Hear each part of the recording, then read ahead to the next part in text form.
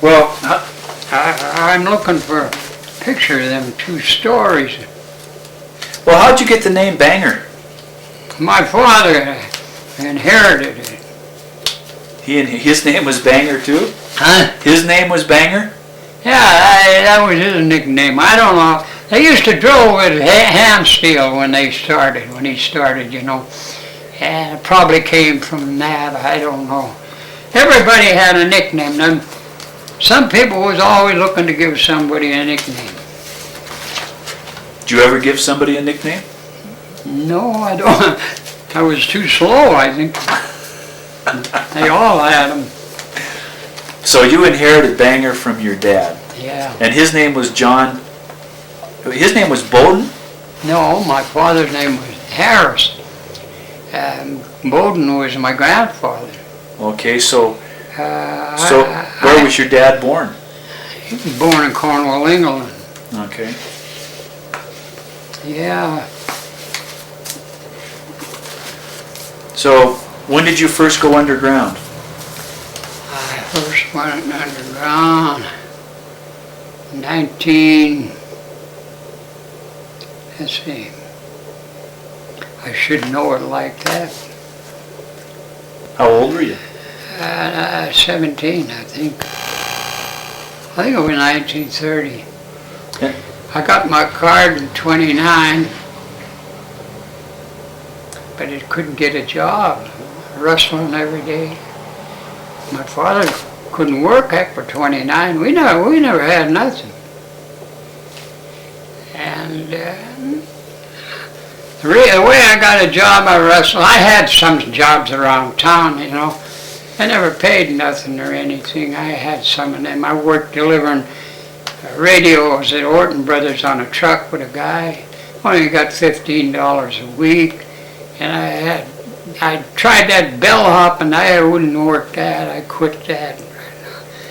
And then I tried, I got a good job. A good job shipping clerk for the John Elliott Clark Company, Victor Company, from Utah. Records, phonograph records, radio parts. I had that, and I worked that a few months. And come to work one day. This is right when things kept getting tougher, closing things down. To work one morning, and the boss was there, and he gave us all our walking papers. Closed up. That store was from Salt Lake City.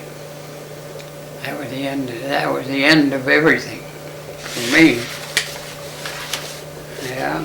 So then you got a wrestling card after that? I got it before that, but there were men weighing 250 pounds couldn't get a job, you know. 1929 and 30. So how did you get your first job? Huh? How did you get your first job in the mine? Well, I wrestled and wrestled and wrestled and wrestled. I did everything I could. And things was goddamn tough where you had nothing, you see. And I talking to guys, and I hear of, if you go and see Renwell, he was the superintendent of Mountain Con, talk to him, he might help. But everybody was in that fix, see? So many people. And it was tough. So I thought, well, I'll shoot the works. You can't get it to them in the office, they won't leave you in, see? The man is pestered to death. People were hard up. I went up to his house, I knocked at the door. He came to the door and I talked to him. And he listened. He told me, you come to the office tomorrow morning. Put me right to work. I'll be darned. Good man, that guy. He was good to everybody that he could be. So what mine did you go to work in? Mountain Con. And I worked there for, oh geez, I don't know how many years. I worked there till in the 50s before I even left there. Is that right? All those years? Huh? You worked in the Mountain Con steady all those years? Yeah. So, do you remember your first day when you went underground? Yeah. What happened? Nothing to it. That's all I heard all my life. We were climbing these holes and stuff. It was no surprise to me. No, nothing to it. So they dropped you down to what level? 3,300. Gave you a shovel? Yeah, for Chick Shea from Centerville and Eddie Neary from Corktown. What more do you ask for them? Did they take you under their wing? Yeah, they were good to me. Yeah, they were good to me. And I was adapted to it. Mining. A lot of people, you're not adapted to things. Hell, I'm living almost in the shaft. My grandfather was a watchman at the Buffalo, and I was up around the yard from the time I was 4 years old, running around playing. You get to know. It gets to be like nothing. You're not surprised at it, you know. So it wasn't a problem for you being such a little guy? No, I was pretty strong, and you know, I was running and playing ball, and I was pretty good for my size. Uh-huh. Better than a lot of bigger ones. They all couldn't be adapted to it. I was adapted to mining, and I had all the luck in the world. I've been that close to being killed, I bet 5 times.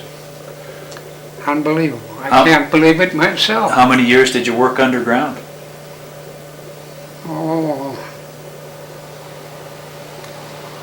40 I put in there. 40. Not quite 40, I was about 5 years or 4 years down the pit, 4 years, 36, 37 years. Do you remember any time when you almost were killed? I had one of my closest times was my last shift in the mine. And I pulled the most boneheaded trick. I did something. I wasn't even supposed to be doing what I was doing, and I don't know how I got mixed up and I was doing it. And that place was so dangerous.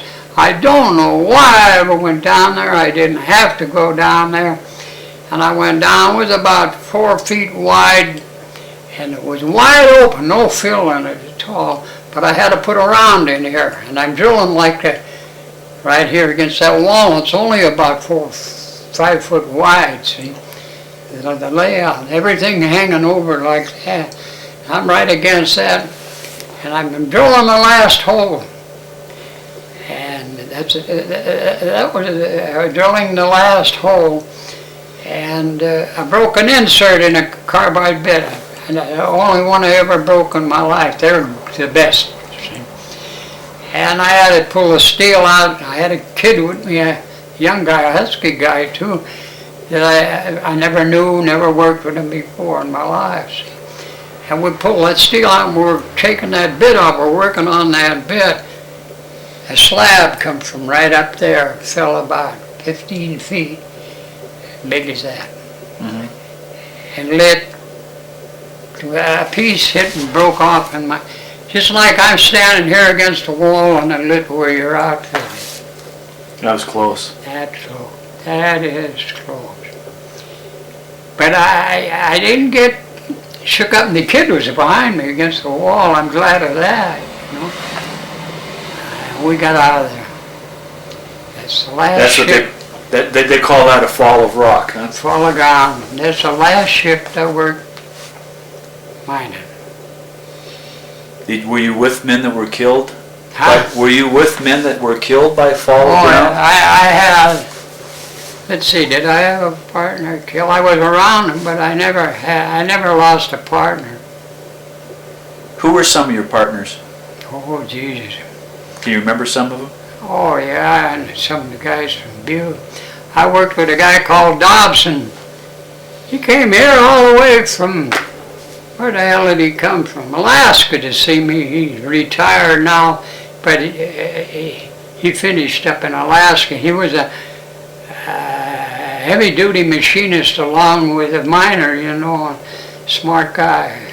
Couldn't beat him for being good. And he came here and see me last summer. He's all retired now.